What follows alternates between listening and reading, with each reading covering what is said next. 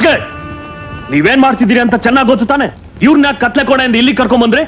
ಮನೆ ಯಜಮಾನ್ ಇರ್ಬೇಕಾದ್ರು ಇಲ್ಲಿ, ಕತ್ಲೆ ಕೋಣೆಲ್ಲ. ಇದ್ರ ಪ್ರತಿಫಲ ಏನಾಗುತ್ತೆ ಅಂತ ಗೊತ್ತಾ? ಏನ್ ಬೇಕಾದ್ರೂ ಆಗ್ಲಿ. ನೀವ್ ನಡೀರಿ ಮಾವ. ನಾನ್ ಹೋಗೋದಿಕ್ ಬಿಡಲ್ಲ. ನೋಡು, ಈ ನಿನ್ನ ಕೋಮಲವಾದ ಕೈಗಳನ್ನ ನಿನ್ನ ಅಲಂಕಾರ ಮಾಡ್ಕೊಳ್ಳೋದಕ್ಕೆ ಬಿಟ್ಟು ಬೇರೆ ಏನಾದ್ರೂ ಮಾಡಕ್ ಉಪಯೋಗಿಸಿದ್ರೆ ಅದನ್ನ ತುಂಡು ತುಂಡು ಮಾಡ್ಬಿಡ್ತೀನಿ.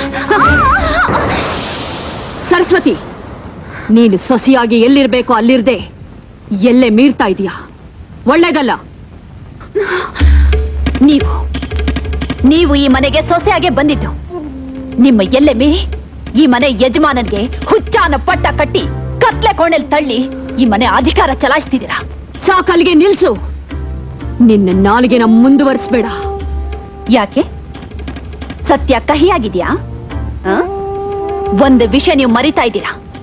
ನಿಮ್ಮ ಹಣೆಯಲ್ಲಿರೋ ಈ ಕುಂಕುಮ, ನಿಮ್ಮ ಕೊರಳಲ್ಲಿರೋ ಈ ತಾಳಿ, ನಿಮ್ಮ ಸುಮಂಗಲಿ ತನಿಕೆ ಯಜಮಾನರು ಇವರು. ಅದನ್ನೇ ನೀವು ಮರೆತು ತುಂಬಾ ದೊಡ್ಡ ತಪ್ಪು ಮಾಡ್ತಾ ಇದ್ದೀರಾ. ನೀವು ಮಂಜುನಾಥನವರ ಹೆಂಡತಿ ನಾಗಮಣಿ ಅಂತಾನೆ ಈ ಮನೆಯಲ್ಲಿ, ಈ ಊರಲ್ಲೆಲ್ಲ ಗೌರವ ಇರೋದು.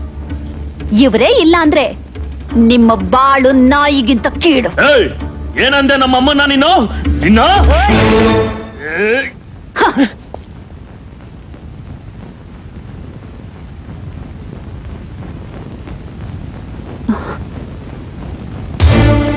ಬನ್ನಿ ಮಾವ.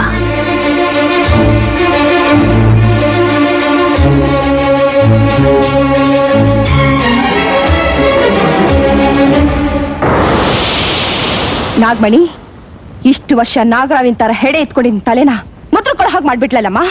ನಿನ್ ತಲೆ ಮುದುರ್ಕಬಾರ್ದು ನಾಗಮಣಿ.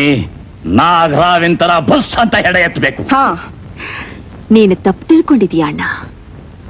ಮಲಗಿದ್ದ ನಾಗರ ಹಾವನ್ನ ಬಡದಿ ಎಬ್ಬಿಸಿದಾಳೆ. ವಿಷ ಕಾರದೆ